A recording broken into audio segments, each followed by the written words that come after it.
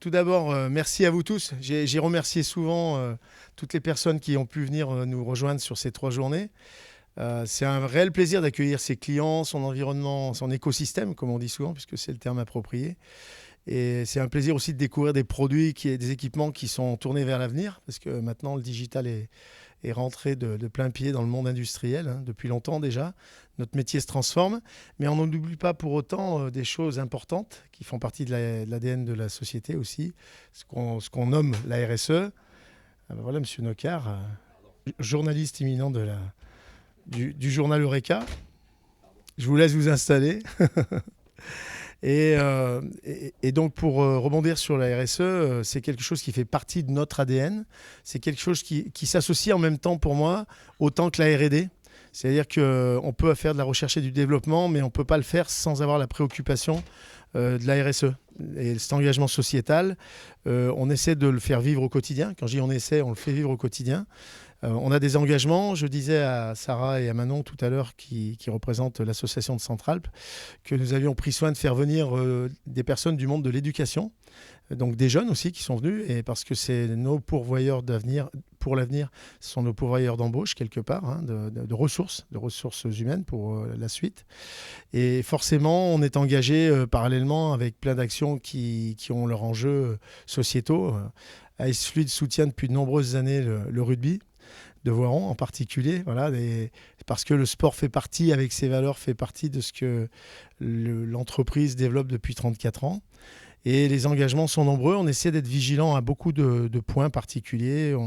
On a une voiture électrique, une 208i, toute belle, toute bleue, aux couleurs de la société, qui permet aussi de valoriser nos déplacements. Voilà, quand on fait des petits déplacements, ça permet effectivement de... Ah! Bravo, vous avez la directrice de la concession à côté de vous, Monsieur Nocard. Voilà. Donc ben merci pour le retour. Voilà, donc je crois vraiment que la RSE, c'est quelque chose qui se cultive au quotidien, qui se nourrit avec des axes de développement. On y tient beaucoup, mais je vais arrêter là, sinon je pourrais être trop bavard. Voilà, je laisse la parole. Et puis on a la chance donc d'avoir Antoine, qui est directeur du SO Voiron, qui dans ce club, j'ai impulsé quelque chose il y a 2 ou 3 ans, et Antoine en est le porteur de projet. On veut vraiment que le monde associatif aussi doit évoluer dans le domaine de la RSE, et on doit être garant aussi d'être des pourvoyeurs sur l'aspect sociétal. Et c'est un engagement fort qu'on a pris avec les couleurs rouge et blanche. C'est un engagement fort qu'on a chez AS Fluide.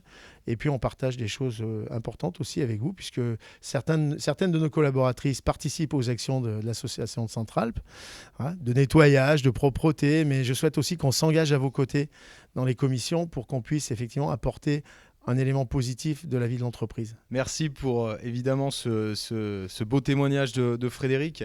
Alors, pour cet atelier, ce qu'on veut vous proposer en quelques minutes finalement, c'est en toute transparence finalement de vous présenter aujourd'hui l'élan qu'on donne nous chez AS Fluide au niveau de la RSE, et je suis très heureux de pouvoir le co-animer avec Centralpe, avec Sarah, Manon, et évidemment avec le SOV en compagnie d'Antoine. Voilà, donc ils vous feront eux aussi une présentation juste après. En tout cas, ce qui est important, c'est d'abord de recentrer tout d'abord qu'est-ce qu'on entend nous, en tout cas la définition qu'on a retenue chez AS Fluide au niveau de la RSE. C'est effectivement la RSE qui, pour nous, est la responsabilité sociétale de l'entreprise. Elle correspond finalement à l'ensemble des projets que nous allons impulser et qui vont corroborer et surtout faciliter ou être on va dire accélérateur de développement durable, à savoir sur des enjeux sociaux, sur des enjeux environnementaux évidemment, et économiques, et qui puissent le porter le plus loin possible. J'attache beaucoup d'importance au niveau de l'entreprise à cette définition. C'est celle de se dire: on a une activité aujourd'hui qui est celle qu'on connaît, l'activité de notre métier. On souhaite aujourd'hui, AS Fluide, apporter une mission à la société avec un grand S. Et on va même au-delà du marché industriel. C'est comment demain, et surtout aujourd'hui et demain, on mène et on crée des projets qui vont porter pour la société avec un grand S. Voilà. C'était une petite parenthèse sur la définition. Donc, pour rentrer dans le vif du sujet sur nos projets, la RSE, elle n'est plus qu'un mot qu'on associe à certains projets ou à certaines affaires aujourd'hui. On l'a intégré pleinement dans notre stratégie, clairement. On ne peut pas ambitionner de se dire on va porter une mission sociétale si ce n'est pas ancré dans la société, dans la stratégie de la société. Donc c'est ce qu'on a fait. On essaye de l'incarner au jour le jour, c'est-à-dire dans notre culture d'entreprise, avec, comme l'a dit tout à l'heure Frédéric, des pratiques qui vont être mises en commun auprès de nos collaborateurs, c'est-à-dire les bonnes pratiques sur les enjeux des économies d'énergie ou l'utilisation de l'eau ou les bonnes pratiques aussi, on va dire coopérantes, parce que ça facilite aujourd'hui l'aspect social dans les entreprises. Et donc, c'est faire vraiment rentrer cet enjeu de RSE au sein même de l'organisation et donc qui doit porter aussi auprès de nos clients et de nos partenaires constructeurs. Alors, pour être encore plus concret, Frédéric en a donné déjà quelques points juste avant. Si je dois définir 3 thématiques clés, c'est celles que vous voyez apparaître à l'image. En tout cas, c'est nos 3 enjeux sur lesquels on travaille chez AS-Fluid. Il y en a qui sont plus ou moins aboutis, il y en a d'autres qui sont au commencement. En tout cas, il y a d'abord le premier axe, c'est celui de faire converger l'efficacité énergétique des solutions qu'on propose à nos marchés et de les faire converger à l'efficience. C'est évidemment l'enjeu des industriels et même au-delà. C'est un enjeu commun et auquel tout le monde doit répondre aujourd'hui. C'est de se dire comment nous allons être capables de produire mieux demain, mais surtout en sauvegardant évidemment les ressources qu'on emploie pour les réaliser. Donc, chez AS-Fluid, à notre niveau, on doit être à même aussi de travailler avec des partenaires technologiques qui sont dans cette vision-là. Ils ont cette vision de fabrication, c'est-à-dire comment je vais fabriquer mon produit pour que, dans les années à venir, il soit beaucoup plus durable, qu'il ait le même niveau de robustesse et ou d'optimisation énergétique, c'est-à-dire employer, on va dire, la quantité nécessaire et admise, on va dire, de l'énergie pour fonctionner au sein de l'industrie. Donc, on travaille sur ces enjeux-là. C'est pour ça qu'on travaille depuis plus de 20 ans avec des partenaires technologiques, c'est-à-dire les fabricants, et qu'on a ce lien fort avec eux. Parce qu'on sait qu'avec eux, on va pouvoir avancer sur ces thématiques. Et donc, ça mène évidemment à la notion d'innovation. Le deuxième point, c'est évidemment le bien-être au travail, mais on l'associe chez AS-Fluid au fait de s'épanouir concrètement. Et s'épanouir chez AS-Fluid, c'est d'abord proposer une structure. J'en ai pas parlé juste avant, mais la structure aussi, le bâtiment, le siège social de la société. Ça fait bientôt 3 ans qu'on est dans notre nouveau bâtiment, évidemment qui répond aux nouvelles normes environnementales de construction. Et on s'est employé aussi à imaginer d'autres processus. On récupère aujourd'hui les eaux de pluie, et notamment pour la redistribution au niveau de nos sanitaires. C'est tous ces petits facteurs-là qui font qu'aujourd'hui, on a un bâtiment qui doit résonner aussi dans cet enjeu environnemental. Et le mot après s'épanouir, c'est effectivement qu'on s'épanouisse et qu'on prenne du plaisir chez AS-Fluid. C'est super important, évidemment, pour que les collaborateurs se sentent bien et qu'ils aient, en tout cas par le biais du plaisir, à partir duquel on va être en réussite collective. Voilà. C'est non pas la performance qui doit apporter le plaisir, c'est l'inverse. En tout cas, c'est notre vision chez AS-Fluid. Donc on tient chaque jour à ce que nos collaborateurs soient en tout cas dans cette dynamique-là. Et pour finir, évidemment, c'est initier des projets de soutien au développement durable et aussi aux bonnes pratiques et à nos engagements. Je vais prendre un exemple très concret. Aujourd'hui, dans notre référentiel de compétences chez AS-Fluid, à partir du moment où vous avez un collaborateur qui rentre au sein de la société, il a été intégré pleinement dans les attentes de compétences, notamment dans les savoir-être, l'éco-responsabilité. C'est-à-dire qu'on a un niveau d'exigence sur l'éco-responsabilité. Et donc, on est à même d'évaluer finalement la capacité de notre collaborateur à atteindre ce niveau d'éco-responsabilité. Voilà, donc c'est pour vous dire que même au sein de nos référentiels de compétences, on a inclus l'enjeu de RSE et donc d'éco-responsabilité. C'est aussi créé, on l'a initié lors de notre dernier kick-off en janvier, certains peuvent le témoigner. On a voulu aussi donner cet élan de projet intra-entreprise, c'est-à-dire par le biais de différentes équipes, nos équipes ont réfléchi à des projets qui seraient évidemment ambitieux, mais surtout atteignables. Voilà. Et il y a beaucoup d'idées qui sont ressorties. Ça peut être des idées aussi sur la partie technique, c'est-à-dire comment demain on va gérer nos rebuts qui peuvent être complètement, on va dire, jetés avec une fin de vie actée, alors même qu'il y a des rebuts qui peuvent encore servir. On était encore en train de discuter hier de récupérer certains équipements de pompe qui sont soi-disant obsolètes, mais qui servent justement à la formation de certains étudiants et qui puissent permettre demain à ces étudiants de mieux encore appréhender la technicité d'une pompe. Donc, c'est aussi ces projets-là. Ça peut être aussi des projets de participation avec le collectif de l'entreprise à des projets comme le bol de riz, par exemple, qui sera fait en juin prochain. Voilà. Au-delà de ces engagements, il y a aussi un engagement, on ne peut pas parler d'RSE sans collectif. Et ce que je trouvais super intéressant, c'était de pouvoir co-animer cet atelier avec Centralp, notamment, avec qui on avance collectivement. Et elles vont mieux en parler que moi, en tout cas, du projet qu'elles impulsent. En tout cas, Sarah, Manon, pour rappel, on est quand même dans une zone, le siège social de la société, qui est une zone très dynamique, avec des entités et des acteurs forts qui, chaque jour, essayent de faire avancer les choses sur cette RSE. Centralp en est un exemple, et donc je vais les laisser prendre le relais pour qu'elles vous présentent, en tout cas, les projets mis en commun. Déjà, bonjour à tous. Donc, moi, je suis Sarah et donc je suis directrice de l'association des entreprises de Centralp. Je vais déjà commencer par remercier du coup AS8 pour l'invitation. Voilà, c'est très gentil et on est très content de pouvoir parler rapidement de RSE avec vous aujourd'hui. Donc pour ceux qui ne connaîtraient pas effectivement l'association des entreprises de Centralp, qui est une vieille association du territoire qui s'est bien développée à partir de 2016. Je vous ai remis en fait notre raison d'être. Vous allez voir, c'est assez ambitieux. On peut penser que c'est un petit peu pompeux.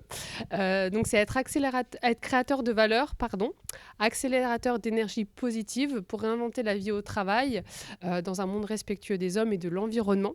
Donc concrètement, notre objectif, c'est de fédérer les entreprises du territoire en fait autour d'un projet commun, un projet qu'on a appelé Centralp 2030 et qui repose donc sur 6 piliers dont le développement durable, puisque d'une manière générale on a toujours intégré les aspects RSE dans nos projets, mais aujourd'hui on souhaite vraiment aller plus loin et travailler avec les entreprises, notamment sur un projet qu'on a appelé donc les éco-salariés et qui a été initié donc là c'est tout récemment, donc sur début 2023. C'est un gros projet puisque c'est un projet qui dure quand même 18 mois. Voilà, et il y a notamment des participants au projet qui sont présents, donc c'est chouette. Et donc l'idée de ce projet, c'est pas Centralp qui s'est dit tiens c'est chouette, c'est sympa, on va inventer un nouveau projet qui s'appelle les éco-salariés. En fait, c'est soutenu par l'ADEME et qui a réalisé une étude il y a quelques temps effectivement sur ce sujet-là. Et l'idée, c'est de contribuer à la transition écologique des entreprises du territoire, donc là en l'occurrence de Centralp, par un accompagnement, une mise en réseau. Et mettre en valeur en fait ces salariés qui sont investis quotidiennement en faveur de la transition écologique dans les entreprises sur des thématiques donc effectivement éco-responsables. Donc ça va être sur les déchets, sur l'alimentation, sur l'énergie et bien d'autres. Et l'idée en fait c'est de créer une première communauté d'éco-salariés sur le parc de Centralp pour agir concrètement et durablement sur des projets au sein des entreprises, des projets qui peuvent être propres à chaque entreprise mais aussi qui peuvent être menés de manière collective. Puisque comme le disait Adrien, sur ces sujets-là, il y a aussi des réflexions collectives à avoir et on ne peut pas agir de manière seule dans son coin. Quand on parle de biodiversité, par exemple, la biodiversité, elle ne s'arrête pas aux barrières de l'entreprise. En fait, la biodiversité, ça peut être plus large. On peut avoir des projets communs avec des entreprises voisines du territoire et c'est là où, effectivement, notre association prend aussi son sens dans cette mutualisation. Voilà. Donc pourquoi effectivement on propose ce projet aux entreprises, c'est aussi pour créer du lien entre elles, voilà, avec une communauté qui va être vraiment proactive. Encore une fois, l'idée c'est vraiment de mettre en place des projets concrets et durables. On n'est vraiment pas dans le greenwashing ici, c'est vraiment tout un programme d'accompagnement avec des experts qui vont intervenir auprès de cette communauté justement pour rendre légitime en fait les salariés à porter des projets après derrière auprès des collaborateurs, auprès de la direction de leur structure. Voilà. Et puis, c'est aussi inspirer le changement. C'est donner envie à d'autres entreprises d'agir sur le territoire. Et puis, effectivement, de contribuer à sa manière aux aspects environnementaux. Et on a des niveaux qui sont très différents entre les entreprises sur ces sujets-là. Donc, l'idée, c'est de mettre un petit peu la main à la pâte selon où on en est dans son niveau de maturité. Voilà, donc si vous avez des questions après sur le projet, je pourrais bien évidemment y répondre avec plaisir. Merci pour encore une nouvelle fois ce témoignage super intéressant. Et donc pour continuer en tout cas dans l'avancée et dans notre développement RSE, on ne peut pas ne pas parler du rugby parce que c'est l'ADN de AS Fluid. Quand je parle d'ADN, ce n'est pas tant le ballon rond, c'est tout ce qui tourne autour du rugby et qui fédère autour de ce sport. Je vais laisser la parole à Antoine qui va aussi justifier pourquoi aujourd'hui, quel est l'intérêt pour une entreprise comme AS Fluid de s'associer. Alors au-delà même de l'affinité familiale et puis de l'ADN sportif, mais qu'est-ce qui porte pour une entreprise comme AS Fluid pour un club de rugby comme le SO Voiron? Bon, bonjour à toutes et à tous. Je m'appelle Antoine. Je suis directeur du club de rugby de Voiron. Je suis très content d'être là. Vraiment, merci Adrien, merci Frédéric. C'est super déjà, l'organisation, pour commencer. Alors, le club de rugby de Voiron, pour ceux qui ne connaissent pas, c'est un club qui a plus de 120 ans, qui représente aujourd'hui plus de 250 licenciés, une centaine de bénévoles, des salariés, une équipe en Fédéral 2, c'est-à-dire le deuxième niveau amateur français, et un réseau de 150 entreprises qui sont engagées dans le projet du club. Aujourd'hui, nous avons une ambition qui est de passer l'étape d'au-dessus, d'ici 2025, c'est-à-dire la Fédéral 1, c'est-à-dire le plus haut niveau amateur français. Et pour pouvoir passer ce cap, j'allais dire, le club se devait, et j'en parle avec Frédéric, qui est notamment président du club, là, pour le coup, il faudrait effectivement, on en parle assez souvent, effectivement, c'est une ambition qu'on a, c'est faire plus que du rugby. Alors effectivement, il y a une tendance, comme certaines entreprises, comme certaines associations d'entreprises ou sportives, nous c'est effectivement la même chose. C'est-à-dire faire autre chose que du rugby, c'est proposer à nos bénévoles, à nos licenciés, aux entreprises et aux partenaires qui nous suivent, des projets différents.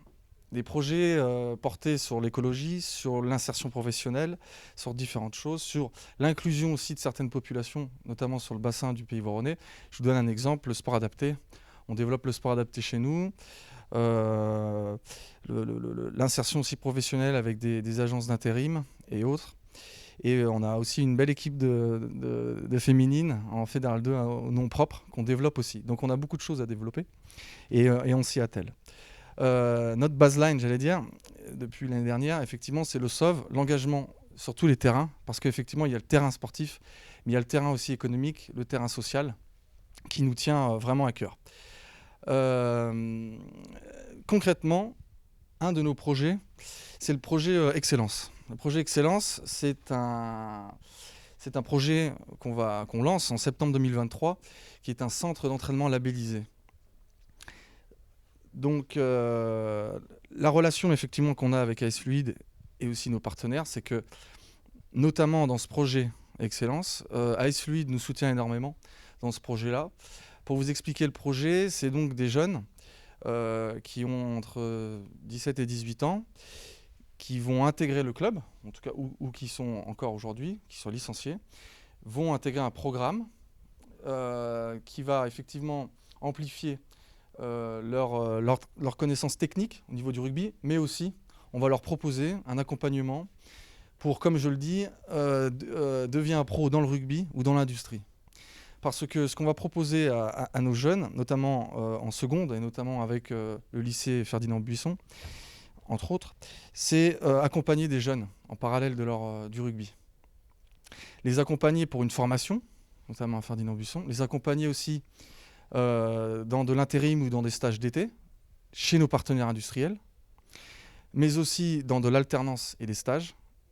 Et à la fin des fins, si le rugby, à la fin, pour nos jeunes, ce n'est pas un débouché, eh ben, on leur proposera d'être pros et de leur trouver un emploi derrière, avec nos partenaires industriels. Et la locomotive, en tout cas, Ice Fluid pousse dans cette idée-là, parce que nous, on considère effectivement qu'au SOV, il faut effectivement qu'on ait un positionnement, et on l'assume, et en termes de responsabilité, en termes de métier d'avenir, effectivement, l'industrie, pour nous, et je pense, conjointement, est un vecteur très important pour la continuité de nos jeunes. Et ça, c'est une responsabilité qu'on prend. Donc, on a 150 partenaires, un pourcentage d'industriels. On n'est pas fermé. Certaines industries sont prêtes à participer, notamment concrètement à ce projet-là, qu'on va mener cette année, au mois de septembre, à la rentrée. Et pour les prochaines années, pour rendre les choses pérennes. Donc voilà, merci pour votre attention. Super. Merci Antoine. Merci. Merci. Alors, pour conclure, peut-être que Frédéric vous voudra donner un mot de clôture, mais en tout cas, je pense que vous l'avez compris sur l'ambition que nous avons au niveau de notre RSE, à travers notamment des projets tels que celui de l'éco-responsabilité avec Centralp, le projet lié au SOV. Finalement, il y a un mot commun, hein, c'est l'humain. C'est l'humain qui est derrière tout ça, c'est l'humain qui va tracter aussi le fait d'optimiser la durabilité et l'ensemble des projets liés à la biodiversité et à l'environnement. C'est les rapports humains, c'est les interactions, c'est l'insertion aussi professionnelle et de se dire comment on va insérer demain de nouvelles compétences, de nouveaux talents dans cette dynamique aussi d'RSE. Donc j'espère que nous avons été le plus explicite possible en tout cas sur notre projet. Et puis peut-être laisser Frédéric un mot de clôture avant de vous solliciter si vous avez des questions. Le mot de clôture, il va être très simple. Laissez transformer. Laissez transformer parce qu'on a réuni Centralp, l'association de Centralp, on a réuni le SOV, auquel nous sommes très attachés. Je suis attaché à Centralp parce que depuis 2003, je suis quand même sur la zone. Le SOV, ça fait bien plus longtemps que ça, mais voilà, le SOV aujourd'hui prend une nouvelle dimension, prend une nouvelle orientation. Je n'hésiterai pas à citer l'UNIRV aussi parce qu'on soutient des projets, l'UNIRV est en lien avec Centralp et l'UNIRV soutient des projets aussi avec une grosse partie RSE. Je suis administrateur avec Vanessa qui est ici et tout ça a du lien, tout ça a un fil conducteur. En fait, il n'y a rien de surprenant, il n'y a pas de choses qui se font par hasard. Il y a un lien vraiment qui est fait. Vous avez parlé de biodiversité. Pour vous témoigner à la biodiversité, on a planté du vignoble avec mon voisin. Donc, c'est pour dire qu'on peut tout faire, effectivement, à Centralp, même sur notre propre terrain. Mais on peut faire plein de choses. Voilà. Le mot, c'est que rien ne se fait de manière isolée. C'est pour ça que c'est très bien qu'on ait pu partager, effectivement, ces connexions que nous avons. Et rien ne peut se faire d'une manière de trop courte durée. Tout s'inscrit dans le temps. Après, il faut la volonté, et comme ce sur quoi Adrien a fortement insisté tout à l'heure, c'est effectivement donner du sens et que nos collaborateurs au sein des entreprises soient dans cette mouvance-là. Donc c'est notre travail, et puis on a la chance d'être dans une belle zone d'activité, Centralp, et je terminerai là-dessus parce qu'on est dans un secteur industriel, et ce secteur industriel est porteur effectivement pour l'avenir, pour nos jeunes. Donc je me félicite effectivement de cette intervention, c'était un premier coup d'essai, on le renouvellera. Pas tous les 2 mois, mais on va le refaire souvent. Et en tout cas, ça apporte beaucoup de poids sur ce que l'entreprise développe, sur ce que nos clients attendent de nous, parce que je pense que nos clients industriels attendent aussi d'avoir des fournisseurs qui aient une démarche structurée et une démarche qui aille dans ce sens. Voilà, donc merci beaucoup. C'était un vrai plaisir de partager ça avec vous. Merci. Merci pour votre